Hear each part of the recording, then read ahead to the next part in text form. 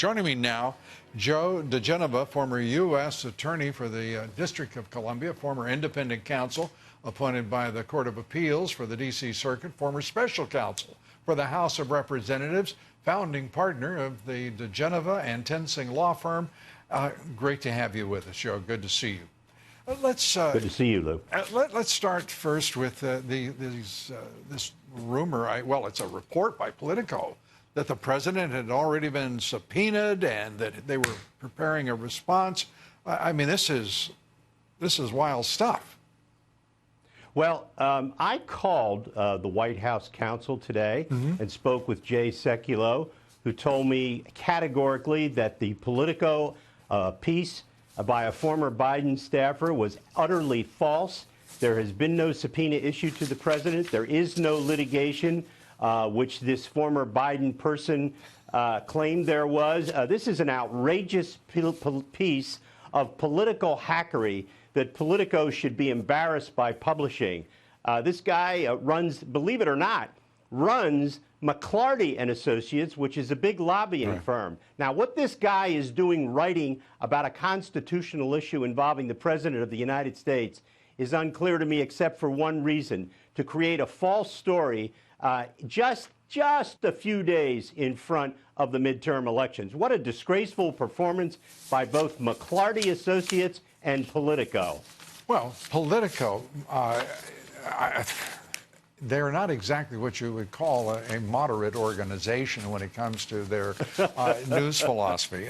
Joe, it's great to have you with us, and thanks for clearing the record up on that. The president and his legal team also, it is said, have been working on written answers to questions from Special Counsel Mueller. Any truth to that? My understanding is they have been thinking about some written answers to some questions. There's been no decision made about whether or not to answer them. Mr. Mueller is on very shaky ground. He's not asking any questions about anything that involved the president while he was president of the United States. All of the questions are relating to when Donald Trump was a private citizen and a candidate regarding the Russia collusion nonsense. Yeah, well, you answered the question I was going to ask. What sense does any of that make on the part of the special counsel? This has become... None. He's trivialized just about everything associated with the maximum charter that he was given by Rod Rosenstein. Well, this is an embarrassment to the legal profession, the Department of Justice, but make no mistake about it. Rod Rosenstein created this monster purposely out of pique. We already know that he was engaged in discussions with some corrupt FBI officials to record the President of the United States, and the President is keeping him around for one reason. He's got to get this Mueller thing over with, and when that's done, there'll be no Jeff Sessions and no Rod Rosenstein, and that'll be the best thing that's happened to this country in 2 years. Yeah, it's stunning.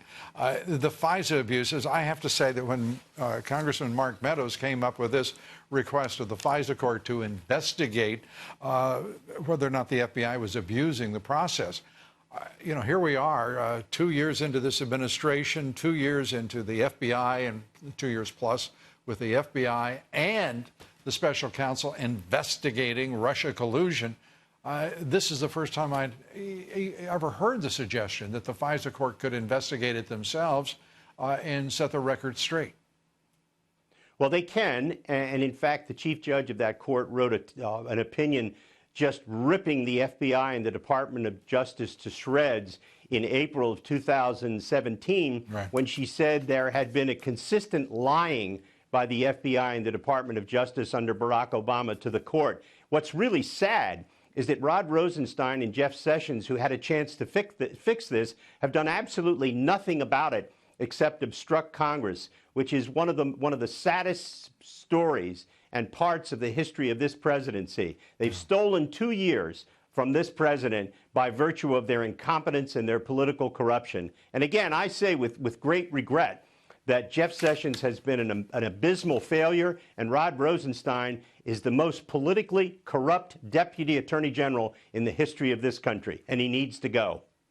And just on birthright citizenship, some counsel to the president. his Yes. idea of an executive order to lay a foundation, as I would understand it, for a challenge to the practice of granting birthright citizenship. Your Lou, thoughts on it?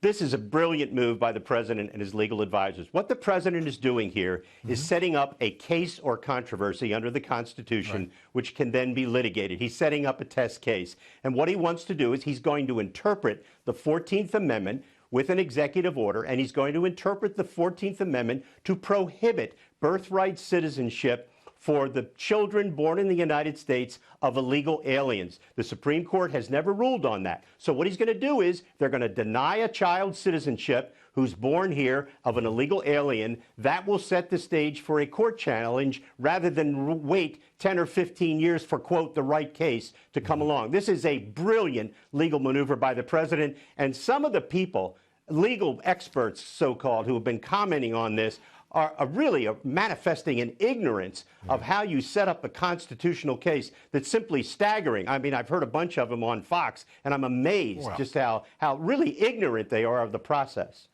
Well, they must have been, I can't even explain why they would have been on Fox, but I'm sitting here trying to think who those people might have been, and then I've decided to disengage from the enterprise.